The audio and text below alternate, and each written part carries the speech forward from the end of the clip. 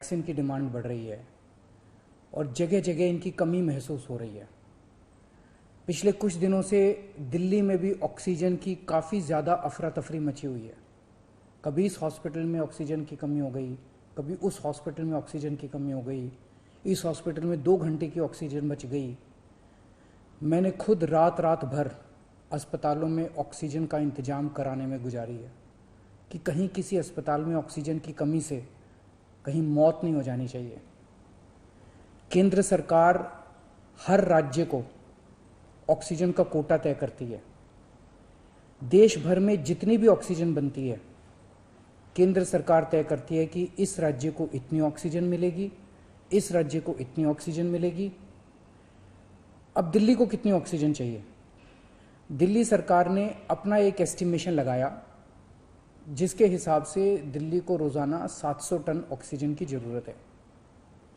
केंद्र सरकार ने हमारा कोटा कल तक 378 टन तय किया हुआ था। ये कोटा कल शाम को बढ़ा के 480 टन कर दिया है केंद्र सरकार ने। इसके लिए हम केंद्र सरकार के बहुत बहुत आभारी हैं।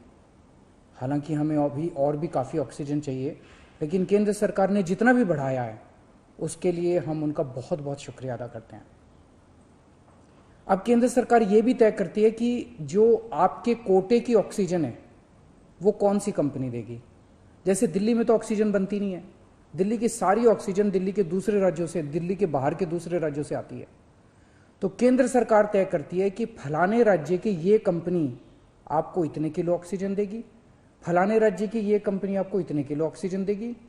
मान लो राजस्थान की ये कंपनी आपको इतने किलो देगी, हरियाणा की ये कंपनी आपको इतने किलो देगी।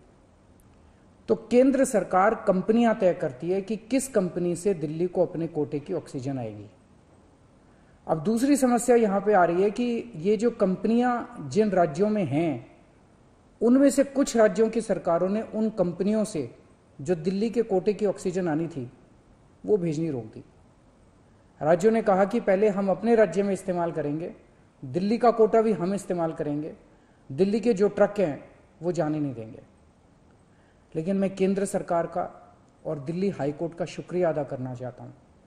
पिछले 2-3 दिन के अंदर उन्होंने हमारी बहुत मदद की है, जिसकी वजह से अब ऑक्सीजन दिल्ली पहुँचने लगी है। जो जो दिक्कतें आ रही थी, हम लगातार पिछले 2 दिन से एक एक मिनट टू मिनट, मैं खुद, मनीष जी, मैं, हमारे सारे ऑफिसर्स केंद्र सरकार के लगातार संपर्क में थे। परसों रात को मुझे याद है जब जीटीबी हॉस्पिटल में वहाँ का ट्रक एक पड़ोसी राज्य से चलना था पर वो चला नहीं, जीटीबी ऑक्सीजन में आनी थी ऑक्सीजन, तो एक केंद्रीय मंत्री को हमने फ़ोन किया और उन्होंने तुरंत वहाँ पे बात करके उस ट्रक को वहाँ से छुड़वाया। हम लगातार संपर्क में हैं, एक एक ट्रक को अस्पताल पहुँचाने की कोशिश कर रहे हैं। हम सब लोग 24 घंटे काम कर रहे हैं, सोई नहीं है। हाई कोर्ट और केंद्र सरकार से जो मदद हमें मिली है उसके लिए तहे दिल से हम उनका शुक्रिया अदा करना चाहते हैं।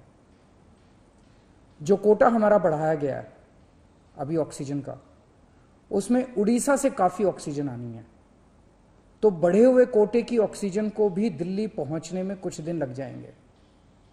हम कोशिश कर रहे हैं कि अगर हो सके तो हवाई जहाज के जरिए उड़ीसा के से ऑक्सीजन लाई जा सके। जब हमने लॉकडाउन लगाया था, मैंने आपको बोला था कि ये 6 दिन का जो लॉकडाउन है, ये 6 दिन हम आराम नहीं करने वाले, हम 24 घंटे काम करेंगे। इन 6 दिनों को हम इस्तेमाल करेंगे दिल्ली के हेल्थ इंफ्रास्ट्रक्चर को और सुदृढ़ करने के लिए। इन 6 दिनों में दिल्ली में जो ऑक्सीजन की कमी है उसको ठीक करने के लिए, दिल्ली में जो बेड की कमी है उसको ठीक करने के लिए, और हम 24 घंटे लगे हुए हैं दिल्ली के हेल्थ इंफ्रास्ट्रक्चर को और इंप्रूव करने के लिए। इस लॉकडाउन के 6 दिन जो हमें मिले हैं, इन 6 दिनों में हम पूरी कोशिश कर रहे हैं। एक और बात, ये बहुत बड़ी आपदा है। इस आपदा में अगर हम सारे लोग हरियाणा, पंजाब, तमिलनाडु, गुजरात, पश्चिम बंगाल इसमें बट गए तो भारत नहीं बचेगा। इस वक्त हमें एक दूसरे की मदद करनी है, हमें भारतीय बनना है, हमें इंसान बनना है। देश के लोग आज सभी न्यूज़ चैनल पे देख रहे हैं कि दिल्ली में आने वाला ट्रक किसी और राज्य ने रोक दिया, मध्य प्रदेश में जाने वाला ट्रक फलाने राज्य ने रोक दिया। ये तो ठीक नहीं है। लोग ये नहीं चाहते। देश के लोग आज ये देखना चाहते हैं कि दिल्ली ने किसी दूसरे राज्य की मदद कैसे करी, उत्तर प्रदेश ने किसी राज्य की कैसे मदद की। हम एक साथ मिलकर आपदा से लड़ना है हमें, तभी भारत बचेगा। अभी तो समय ये है कि उत्तर प्रदेश वाला दिल्ली की मदद करे, दिल्ली वाला हरियाणा की मदद करे, हरियाणा वाला बिहार की मदद करे, बिहार वाला गुजरात की मदद करे। हम सारे लोग अगर एक दूसरे की मदद करेंगे तभी तो भारत बचेगा। और अगर इतनी मुश्किल घड़ी में भी हम सारे एक दूसरे से लड़ने लग गए तो अगर भारत राज्यों में बंट गया इस समय, तो फिर भारत को कौन बचाएगा। मेरी सारी नागरिकों से अपील है, सारी सरकारों से अपील है कि आइए मिलके एक होके लड़ते हैं। अगर हम मिलके लड़े, एक मुट्ठी बनेगी, हमारे सारे संसाधन मिलके एक साथ इस्तेमाल होंगे, हमारी ताकत बढ़ेगी, हमारी शक्ति बढ़ेगी। और अगर हम बट गए तो फिर कोई हमें नहीं बचा पाएगा। मैं सभी राज्य सरकारों से कहना चाहता हूं कि दिल्ली का मुख्यमंत्री होने के नाते मेरे से जो बन पड़ेगा, मेरे हाथ में जो होगा, आप मुझसे मांगिए, मैं दूंगा। पूरे देश की मदद करेंगे। अगर दिल्ली में हमारे पास ऑक्सीजन जरूरत से ज़्यादा होगी तो हम दूसरे राज्यों को ऑक्सीजन देंगे। अगर हमारे पास किसी दवाई की ज़्यादा मात्रा होगी तो वो भी हम दूसरे राज्य के साथ बांटेंगे।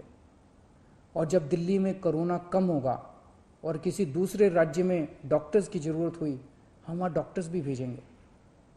हम सभी भारतवासी हैं, हम अपने देशवासियों की मदद करेंगे, सभी राज्यों की मदद करेंगे, क्योंकि ये बीमारी कोई बॉर्डर देख के नहीं फैलती।